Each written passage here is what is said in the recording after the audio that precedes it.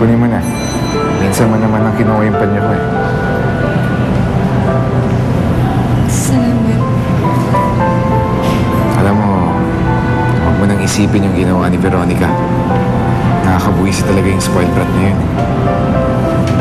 Hindi ko naman alam na sa kanya yun eh. Hindi ko naman gusto mambastos.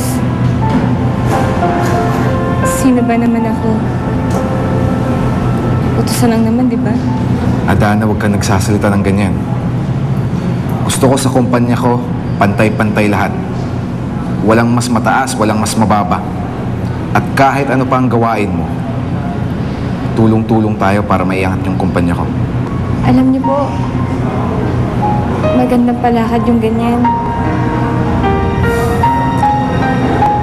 I just want to be fair to everyone. At ang pinakaayaw ko sa lahat yung may nadedehado. Kaya ako na mismo ang humihing dispensa sa ginawa ni Veronica kanina. Wala siya sa lugar.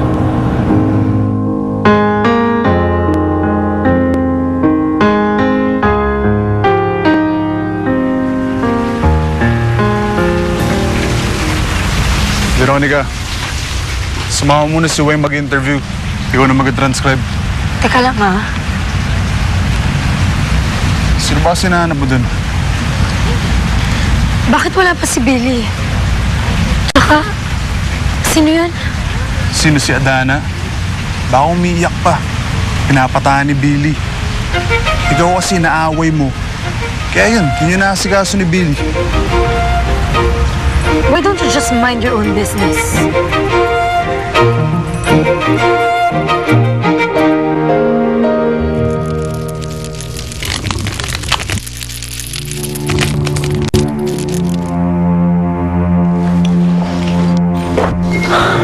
Kayo lang pala. Akala ko si Veriel na. Buhay pa pala yung alakdan na yan? Opo.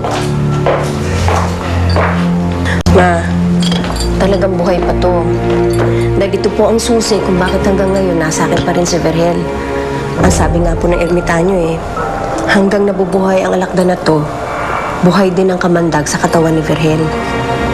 Kung ganon, talagang naniniwala ka na dahil sa alakdan na yan, minahal ka ng tunay ni Verhel. Opo, Ma. Kaya kailangan po talaga alagaan ko siya ng mabuti.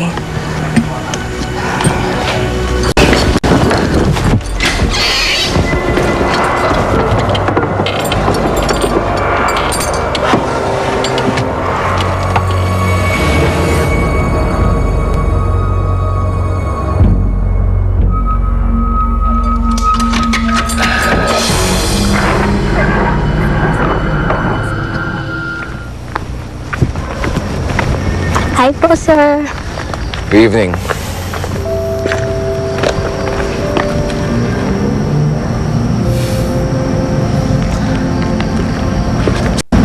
Kamusta na yung usapan niyo ng big boss natin?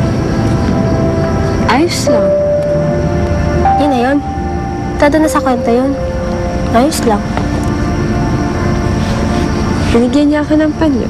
Nako, patay tayo dyan. Alam mo, ikaw parang kang ewan. Kasi nakita niya akong umiiyak. Siyempre, bibigyan niya ako ng panyo. Ang gwapo-gwapo kaya ng boss natin. Tapos, siya pang nag-aasikasa sa'yo. Pakul ka naman dyan. I'm sure kinikilig ka rin eh. Ako sa'yo.